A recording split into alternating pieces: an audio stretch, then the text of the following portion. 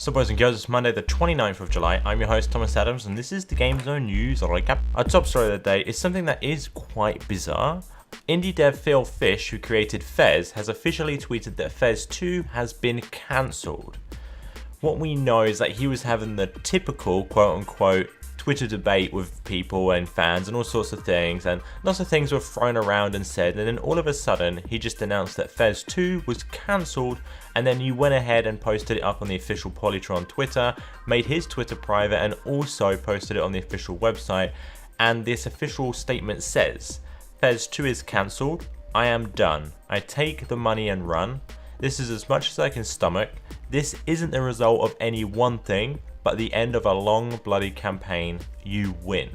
So yeah, it is really strange news that could be a troll by him, or maybe this supposedly good game won't be having a sequel. For me personally, I never actually thought Fez was awesome. I never played it because what I saw of it just didn't interest me, it didn't grip me as much as certain other indie games have. Now I'm well aware that Phil Fish is actually quite the colourful character when it comes down to interacting with fans or members of the media, but randomly cancelling your game without clearly stating why is just childish. Then again, it is also great PR. What do you guys think? Last Sunday, the creative director and co-founder of Irrational Games, Levine, had a cryptic tweet that said the following: check the internet's Tuesday at around 8 AM to see what I'm up to, hopefully it won't involve a perp walk. Now a lot of people have been suggesting that this may be an announcement for the upcoming DLC for BioShock Infinite, then again it could just be him announcing to everyone what the name of his new cat could be. Whatever the case, watch this space because just in case, BioShock Infinite may be getting a huge DLC that fixes all of the issues present within the base game, and I just love BioShock in general, so DLC is always good news for me. Over in the Grand Theft Auto 5 hype corner, from which I am sitting very firmly on a chair not trying to fall over, Rockstar released a bunch of news screenshots that show off the fast life for Grand Theft Auto 5, and I don't quite understand why they called it that. Don't know why they have to have a themed screenshot thing, but whatever, yeah.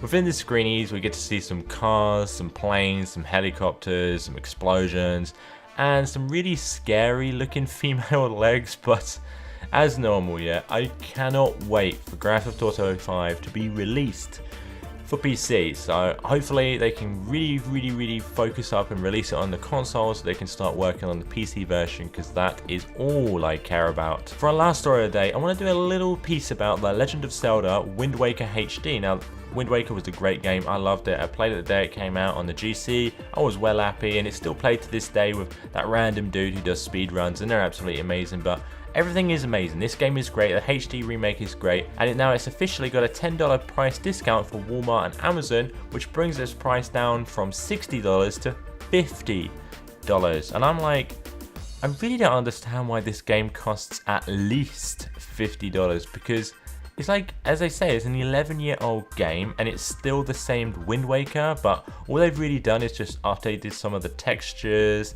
put some bloom in, and the odd gameplay improvement. Like, if you read around, you'll see that you can now go faster, you can get a new sail and so forth, but at the end of the day, it's still the same Wind Waker, yeah? The story is the same, they've just done a bit more retexturing and tweaking it, and I'm pretty sure, I'm fairly certain that in most countries you can get a GameCube with Wind Waker for cheaper. Or you can just be really naughty, and I do not endorse this, and play it via an emulator. So yeah, $50, really Nintendo, because the Wii U isn't doing as great as you expected it to do, and the PS4 and Xbox One are just around the corner with their massive blockbuster titles, and you go ahead and throw this at us? Oh dear. Remember that you can check out the latest news on www.gamezone.com. I have been your host Thomas Adams, and this has been the News Recap.